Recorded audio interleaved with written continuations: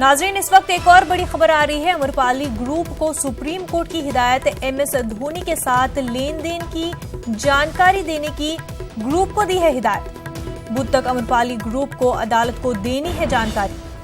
Group को 2009 से 2016 के बीच तमाम अदायगी की जानकारी फराहम करने की हिदायत दी गई है। धोनी ने बकाया रकम की वसूली के लिए सुप्रीम कोर्ट से रुजू किया है। ग्रुप पर धोनी का 39 करोड़ रुपया बकाया है।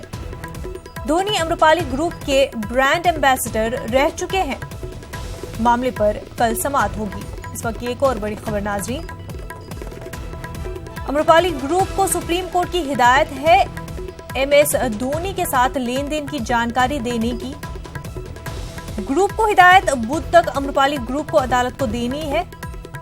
ग्रुप को 2009 से 2016 के बीच तमाम अदायगी की जानकारी फराहम करने की हिदायत दी गई है।